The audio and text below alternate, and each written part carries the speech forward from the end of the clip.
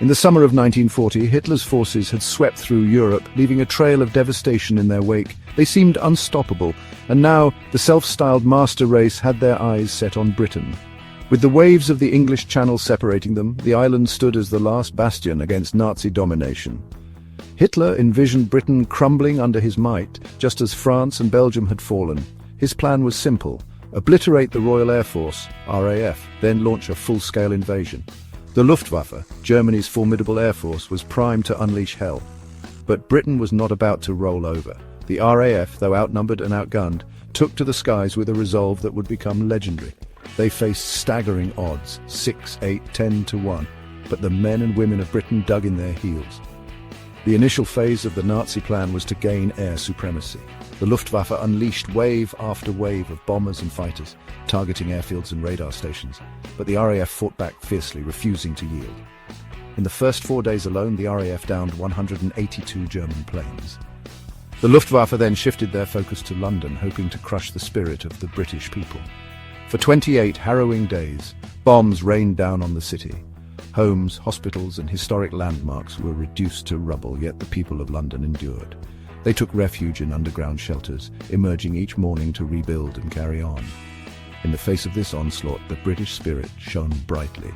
The RAF continued to defend the skies, and the people kept working, producing the supplies needed to keep the fight going. Winston Churchill, the indomitable Prime Minister, rallied his nation with his Defiance speeches. His words echoed in every British heart. We shall fight on the beaches, we shall fight on the landing grounds, we shall fight in the fields and in the streets. We shall never surrender. On September 15, 1940, the Luftwaffe launched one of its largest attacks. Over 500 German planes roared towards London, only to be met by the tenacious RAF. The ensuing battle was historic, with 200 dogfights raging over the city. By day's end, the RAF had shot down over a third of the attacking force. Hitler's plans were in disarray.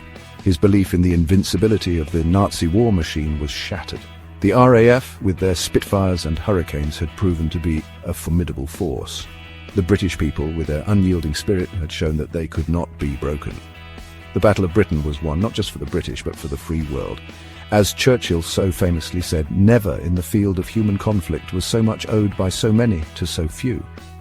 The bravery, resilience, and determination of the RAF and the British people ensured that the torch of freedom continued to burn brightly, a beacon of hope in one of history's darkest hours.